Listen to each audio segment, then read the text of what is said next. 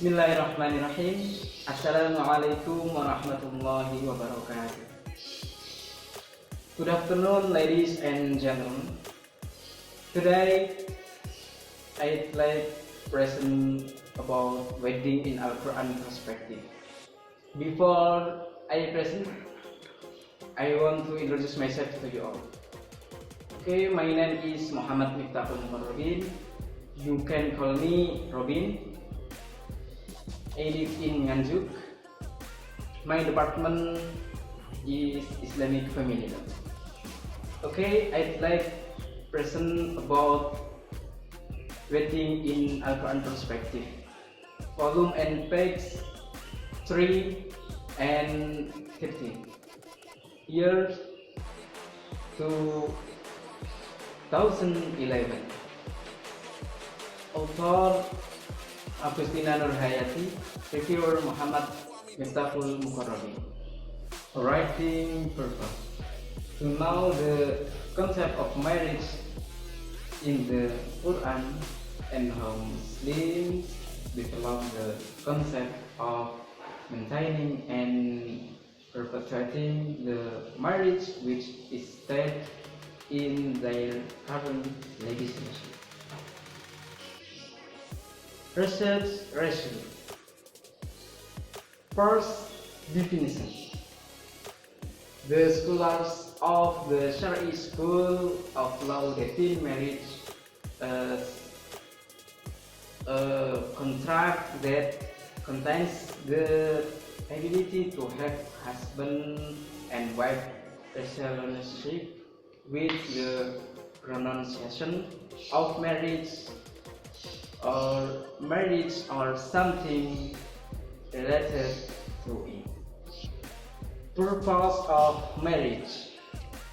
There are three key words conquered by Allah in the Quran, Surah Ar-Rum, verse 21, which are associated with the ideal household of life according to Islam, namely, first, sakinah, as-sakinah; second, mawaddah, al-mawaddah; third, rahmah, ar-rahmah. First, as-sakinah.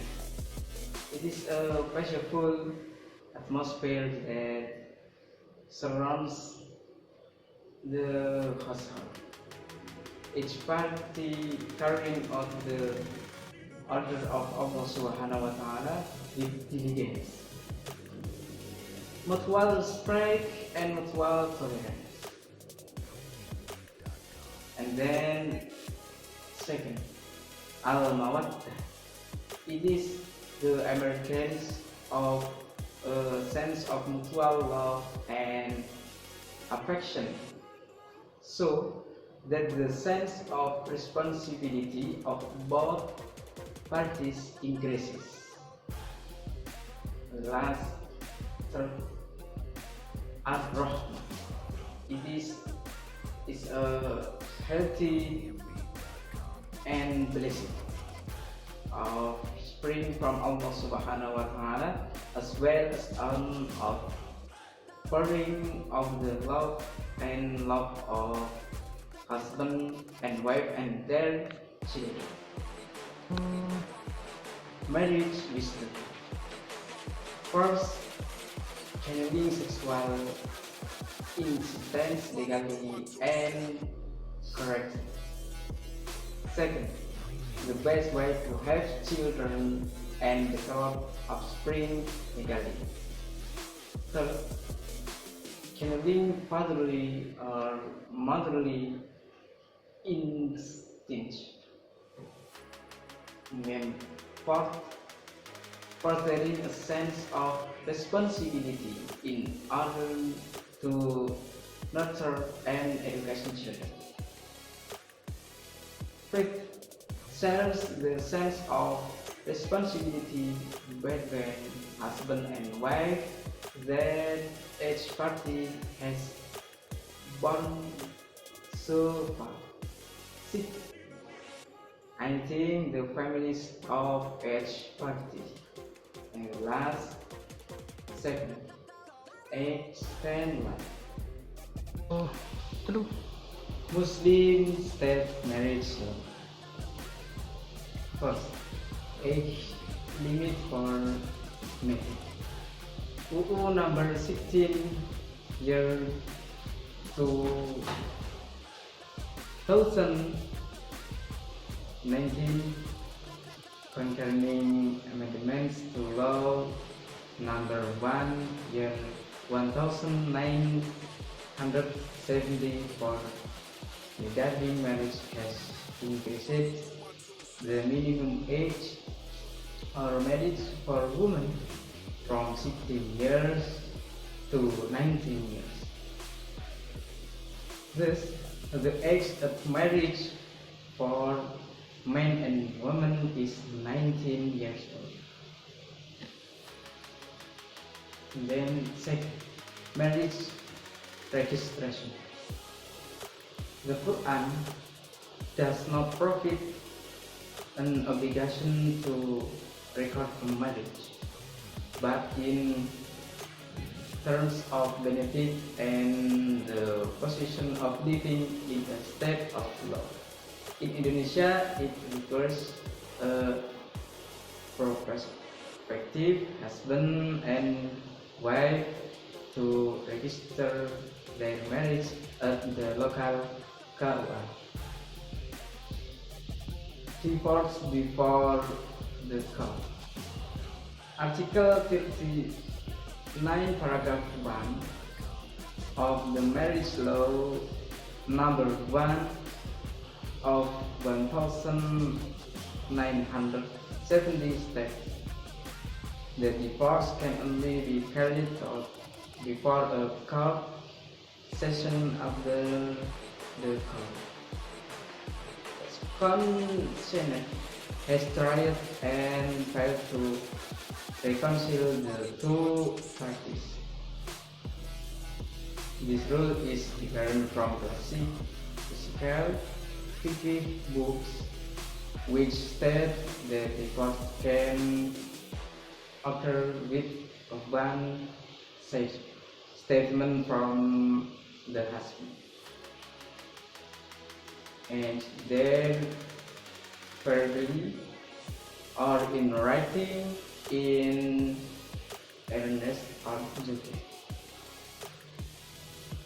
Polygamy. In the Muslim world in general, the tendency is the same, namely to limit the occurrence of polygamy, and this restriction varies from the mildest to the most emphatic way. Another way of limiting polygamy is by making agreements. The wife is given the right to ask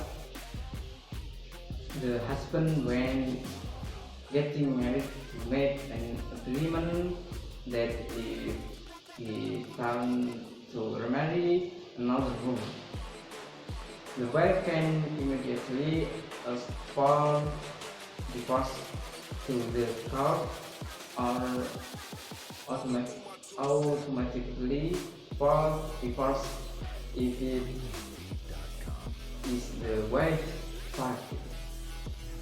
Analysis. Marriage is a legal bond according to religion and is the correct method of worship.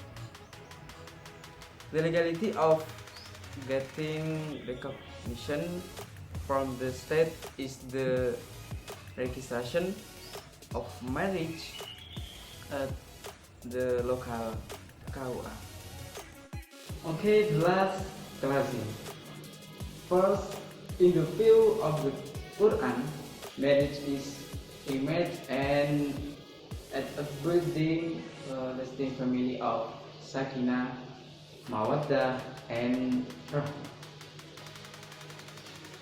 Second, to maintain the perpetuity of full life as mentioned above is also affected both in the book of fiqh and in the legalization of Muslim countries today. Okay, ladies and gentlemen, thank you very much for your attention and see you next time, and wassalamualaikum warahmatullahi wabarakatuh.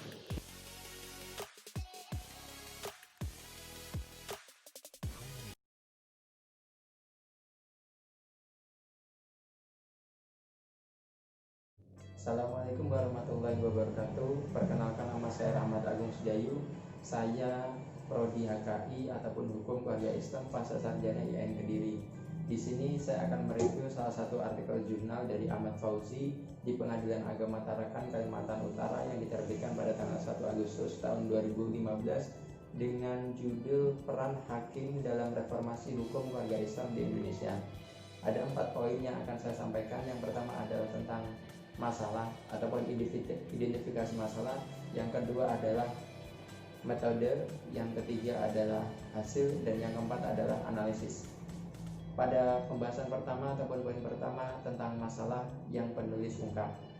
Masalah yang penulis ungkap di sini adalah ketika besarnya suatu masalah ataupun problematika yang hakim alami selama menjadi hakim di pengadilan agama. Hal tersebut termuka ataupun berawal dari adanya suatu peraturan perundang-undangan yang memang di situ membatasi putusan hakim.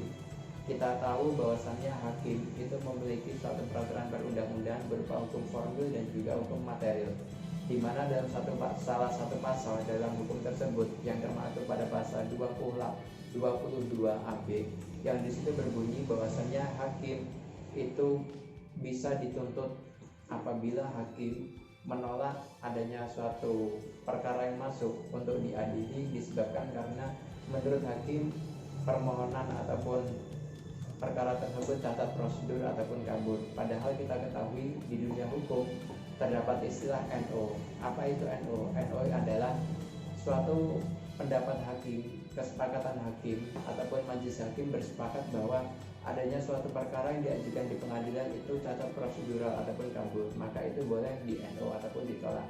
Tapi nyata-nyatanya dalam praktik ataupun realita yang ada, hakim sering menggunakan metode tersebut ataupun NO.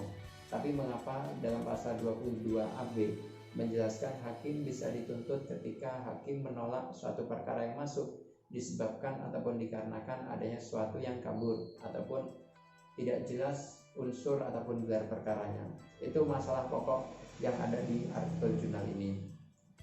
Yang kedua tentang metode.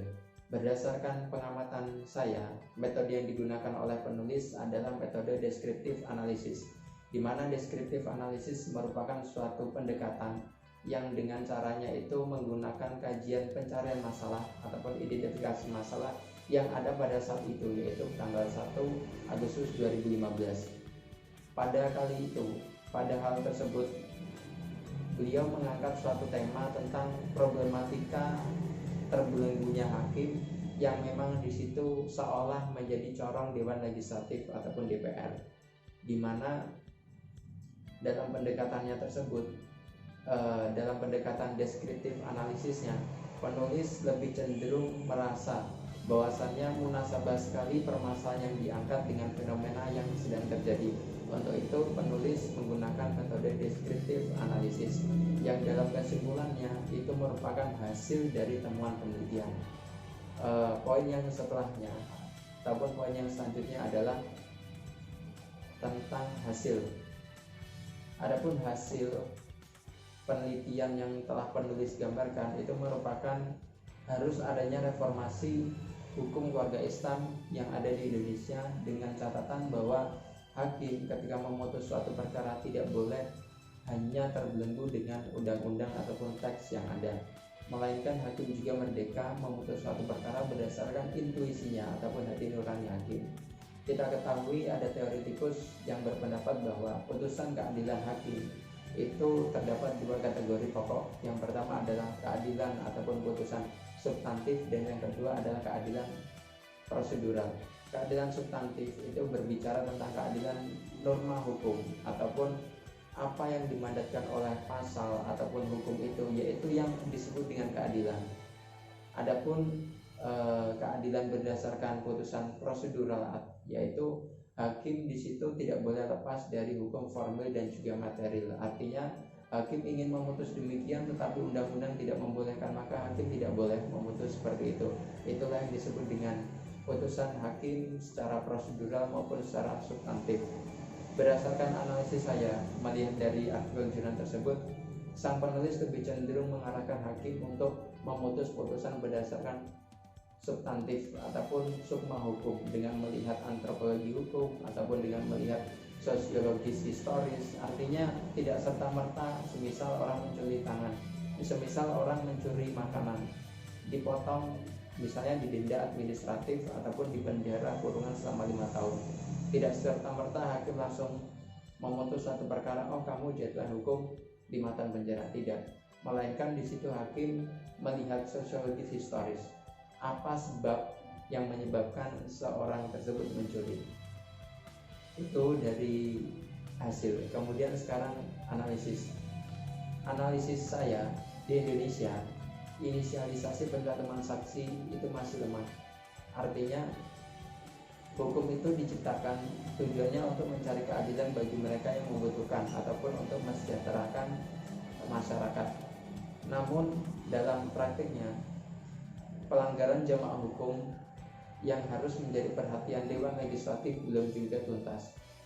Artinya banyak hukum positif dan juga hukum perdata Islam yang masih kontradiksi, banyak yang berbenturan, hingga akhirnya banyak uji materi yang diajukan ke Mahkamah Konstitusi yang disebut sebagai judicial review, di mana judicial review adalah adanya suatu pasal yang memang di situ ternyata tidak relevan dengan zaman sekarang. Ada kaidah fikih yang mengatakan tahwil akam ditahwil awal azmina. Perubahan suatu hukum itu berdasarkan ahwal dan juga azmina, keadaan dan juga waktu. Terbukti pada UUP Undang-Undang Perkawinan pada pasal 1 tahun 1974 itu sampai sekarang tetap digunakan. Namun ada pasal yang di situ sering diperbaharui, yaitu pasal tentang pembolehan pernikahan. Pasal pembolehan pernikahan itu banyak ataupun sering dijumpai suatu perubahan tentang pembatasan usia dini. Dulu 16 musuh 19, kemudian 21 musuh 19, dan yang sekarang terbaru 19 musuh 19. Untuk itu tetap melihat dari hukum responsif ataupun hukum yang mengacu kepada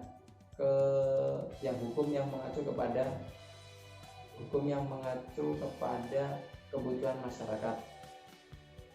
Untuk itu di sini ada 3 langkah untuk mencapai reformasi, yang salah satu diantaranya adalah dengan politik hukum Dewan Legislatif. Mengapa demikian? Karena dengan Dewan Legislatif inilah suatu perundang-undangan itu dapat dicabut, dihapus ataupun dibatalkan sesuai dengan mandat undang-undang yang ada. Artinya tetap harus menyesuaikan zaman dan juga kebutuhan masyarakat. Yang kedua, dengan adanya pengkajian secara ilmiah, baik itu cendekiawan muslim ataupun akademisi. Artinya tetap harus spesifikasinya kepada hukum perdata Islam. Tidak bisa hukum perdata murni kemudian dia menggali hukum perdata Islam yang nanti akhirnya akan tetap prosedural ataupun adanya ketimpangan dari hasil undang-undang itu sendiri. Kemudian yang ketiga, melalui keputusan hakim. Mengapa demikian? Karena banyak masyarakat kecil, masyarakat yang ingin mencari keadilan hanya bergantung kepada putusan hakim. Mereka banyak berdoa, ya Allah mudah-mudahan si hakim mengabulkan permohonanku. Tapi dalam prakteknya banyak hakim yang menolak KPN ataupun NO. Banyak hakim juga yang membatalkan ataupun mencabut dan lain-lain. Untuk itu dalam hasil analisis saya perlu adanya suatu reformasi khususnya bagi hukum keluarga Islam yang ada di Indonesia agar selaras ataupun munasabah antara hukum perdata Islam dan juga hukum positif perdata yang saat ini masih menganut pada hukum dewi ataupun Belanda. Mungkin cukup sekian review dari saya. Saya Ari Wassalamualaikum warahmatullahi wabarakatuh.